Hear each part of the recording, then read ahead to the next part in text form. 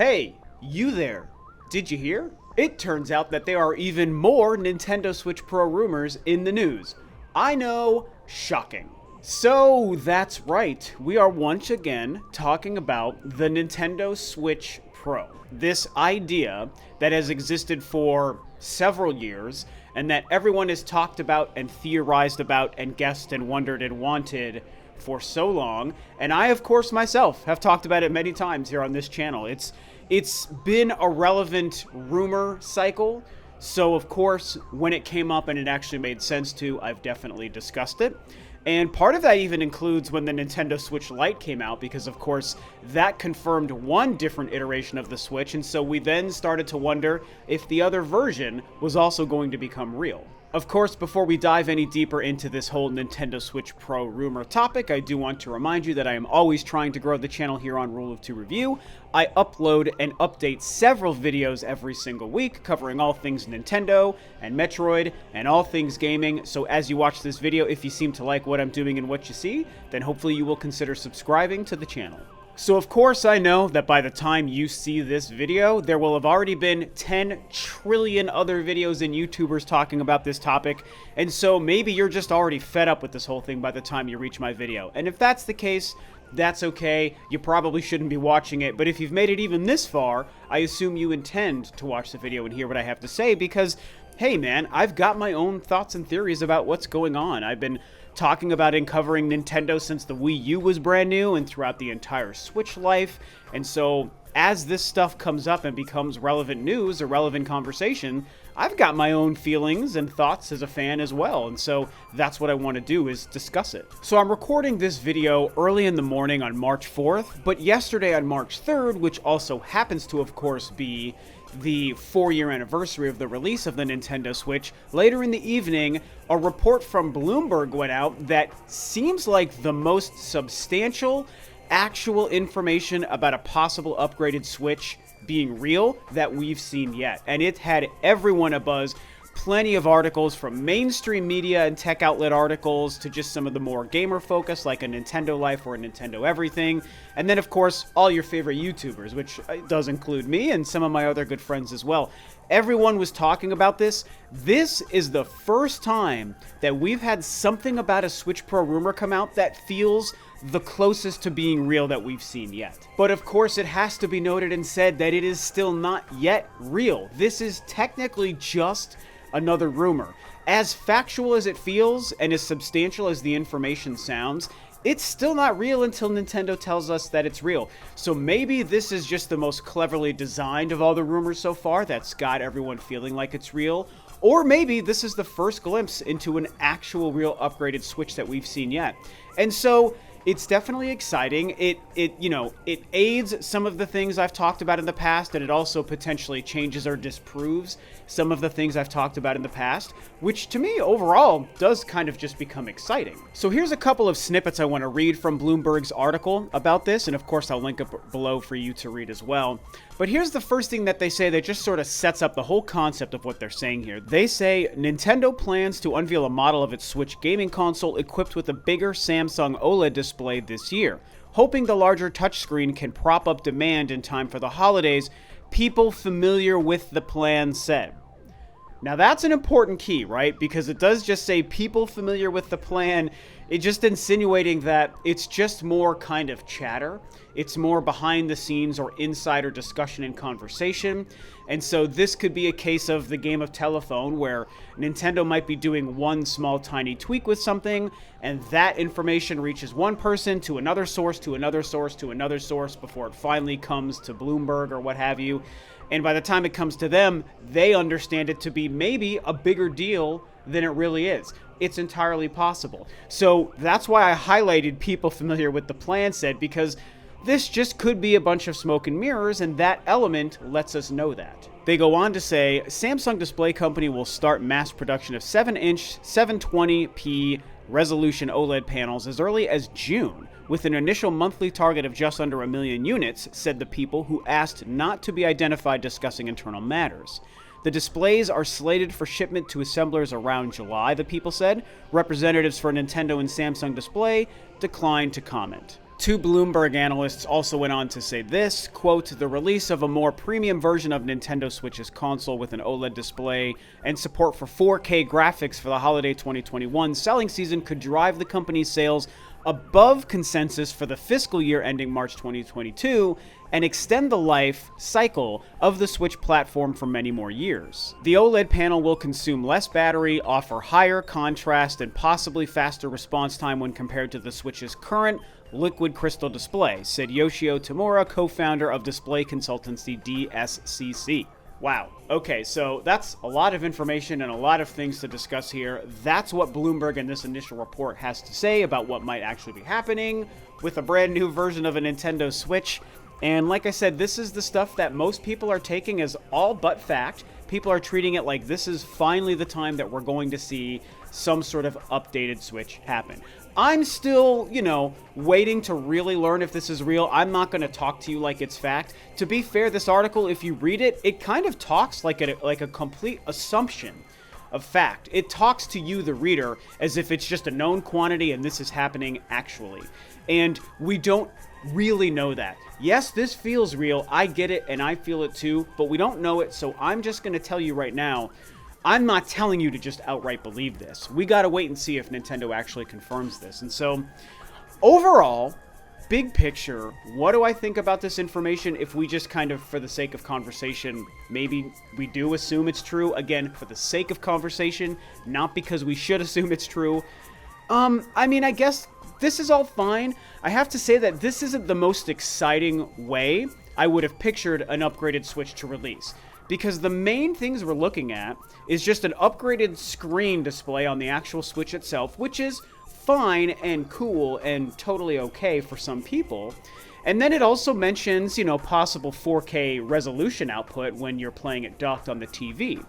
And those are neat, and yes, there's some exciting elements to it, but for me, the screen of the Switch is probably one of the least things I'm actually worried about being upgraded if a Switch Pro releases. I'm more into the idea of the overall power and capability of the Switch internal components than I am what the display looks like. And whether we're talking about the display on the Switch itself or the display on the TV in 4K, that stuff is less interesting just to me personally. Obviously, the big focus here is this whole OLED screen compared to the LCD screen that the current Switch uses. And you guys already know, I'm not a tech-savvy kind of dude. I know that there's a difference between LCD and OLED, but I don't really know what the difference. My quick research, and even some of what they say here in this article, is basically saying that it's just a slightly higher quality display and visual. Like, the blacks look blacker and the brights look brighter, and so the contrast can be a little bit more crystal clear. And I get that that's going to make things look better, and so yeah, I appreciate that an OLED screen is a slightly higher quality than LCD screen, but I'm not really somebody out there worrying about those differences too much. We're getting into some of the micro changes in visuals that doesn't really make much of a difference to me personally. Would I prefer the nicer screen in any situation? I mean, yes, of course I would, but I'm just not really stressing it, And it goes back to my whole personal thing of I just don't really play my Switch portably much anymore, so I don't really care if the screen on the Switch is that much higher quality, because it's not how I like to game. Now, of course, many people, in the millions upon millions, do like to play their Switch portably, either some of the time or all of the time. And so for those people, that makes this a really smart investment and possibly a smart purchase. This change is going to impact them greatly. And so, of course, in that sense, I think it's cool. For those of you guys who play the Switch in handheld really frequently, it makes a lot of sense and it should be very exciting to you. Now, for myself, as somebody who mostly plays it on the TV, the fact that maybe this could output 4K, yes, that's cool. That's more interesting and exciting to me than the higher quality screen on the Switch for sure. I would take advantage with it. I've got two different 4K TVs, and so sure, that would be nice. And 4K visuals, I'm learning to really appreciate it with my PS5, absolutely. But I think it needs to be noted, and again, I'm not the tech pro, so maybe I'm misinterpreting this, but the way I've always understood it is 4K, yes, it requires more power internally to make things output at 4K, but 4K is just the resolution. It's not the actual graphics or the quality or the geometry and lighting and textures within the game. It's not the hardware itself or the game designers itself making better graphics just because it can output in 4K. It's just the sharpness of the visuals become better and they become clearer and more impressive. It's more about the filter that we're looking at the game through than what the game and the graphics itself are built within itself, right? So I might be misinterpreting that a little bit, but I think I'm kind of close to right there. And so a 4K Breath of the Wild isn't going to be an actual better looking game. It's not going to improve the textures, the geometry, the character models, the lighting, the AI of the enemies, the size and scope of worlds that can be built. It's just going to look sharper and clearer and probably run in 60 frames per second, which is also a bonus in and of itself. But making things look sharper and better and in 60 frames per second isn't the same as making graphics actually better, right? And so that's why I like the idea of 4K. Sure, I'm curious to see what Switch games could look like in 4K, but it's not necessarily saying that this system is so much more powerful that a game like a Cyberpunk or a Resident Evil 2 remake or whatever else can suddenly run on this console. Like a 4K Switch doesn't mean suddenly Demon's Souls remake could run on it. That's not the case. It's got to actually have more powerful components within it. And I don't really know if we yet understand that that's what their plan is with this device. Now, the other thing we obviously have to talk about is how the possibility of this thing being real could change or impact some of my own personal theories that I've had about what Nintendo's long-term plans could potentially be. Because you've heard me say that I've wondered if 2022, late 2022 by the way, I'm talking like 2 years from now, late 2022 or sometime in 2023 would be the time that Nintendo might be looking at releasing a next-gen successor console to the Switch. And like I've said, maybe that coincides with a Metroid Prime 4 or even a Breath of the Wild 2 or some other big game. Let's go next-gen by 22 or 23. Now, if a Switch Pro, if this thing releases this year, and as the quotes here say, Nintendo is trying to extend the life of the current Switch with this update, obviously that changes things, and that changes my theory, at least for next year. I think if this thing turns out real, I'm going to wipe out 2022 as a possible date for a next-gen console. I'll admit that, hey, I was probably wrong, and that this thing is real, and it changes that. But I will still say that 23 might still make a lot of sense based on when this thing actually comes out. Granted, they do say that right now, and this is part of what's weird about this to me, by the way, they say that the parts are meant to be shipping around June, and that the assemblers and the manufacturing plants will get them in July, which means they're trying to just barely squeeze this thing out right before the holiday shopping season, probably Black Friday in late November. And so this thing isn't even really assembled or like completed yet as far as its design. It seems like we're really jumping the gun with this. The parts aren't even shipping out until the summer. And if this thing is meant to come out at the end of this year, the very, very end of this year, then, you know, I mean, I don't know. I guess I could still see a November 2023 release for a next-gen console, because you might be thinking that's right down the road, but November 2023 is close to 3 years from right now, and it would be 2 years from when we expect this thing to launch. And I think 2 years of an upgraded Switch is enough time for it to exist on the market before moving to next-gen. We have to remember the Xbox One X only had 3 years before Microsoft moved on to the Series X. And so in this respect, I think the timing could still work out.